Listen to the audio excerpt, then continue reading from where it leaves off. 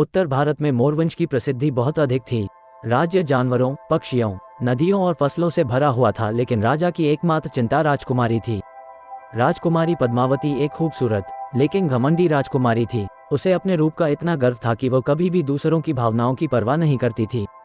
उसके पिता राजा आलोकराज उसकी इस घमंड से चिंतित थे। उन्होंने कई बार उसे समझाने की कोशिश की, लेकिन पद्मावती के कानों पर जूं तक नहीं रेंगती थी। एक दिन उदयपुर के राजकुमार चंदन अपने राज्य के दौरे पर आए। वे न केवल सुसुंदर थे, बल्कि बुद्धिमान और विनम्र भी थे। जब उन्होंने पद्मावती को पहली बार देखा तो उनकी सुंदरता ने उन्हें मोहित कर लिया, लेकिन जब उन्होंने उसके घमंड को महसूस किया तो उन्होंने ठान लिया कि वह उसे जीवन की सच्चाई सिखाएंगे। राजकुमार चंदन ने एक योजना बनाई।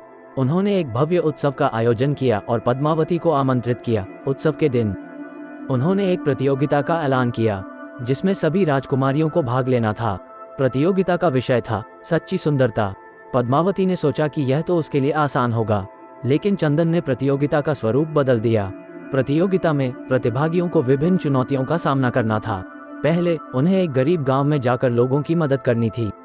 पद्मावती ने यह सोचा कि यह तो उसके लिए बेमानी है, लेकिन जब उसने गांव वालों की आंखों में आंसू और उम्मीद देखी तो उसकी सोच में बदलाव आया। उसने उनकी मदद की और उन्हें देखकर उसे अपने घमंड का एहसास हुआ। अगली चुनौती में उन्हें एक कठिन पहाड़ी पर चढ़ना था। वहां पहुंचकर पद्मावती ने देखा कि चंदन ने एक घायल पक्षी की मदद की।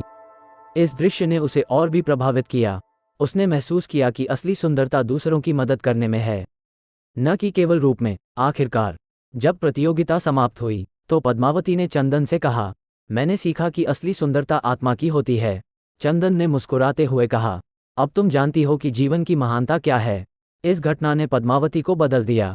उसने अपने घमंड को त्याग दिया और दूसरों की भलाई में रुचि लेना शुरू किया। राजा आलोकराज ने अपनी बेटी में इस बदलाव को देखकर संतोष महसूस किया, और इस तरह राजकुमारी पद्मावती ने न केवल अपने जीवन को बदला, बल्कि अपने राज्य के लोगों के दिलों में भी एक नई जगह बनाई।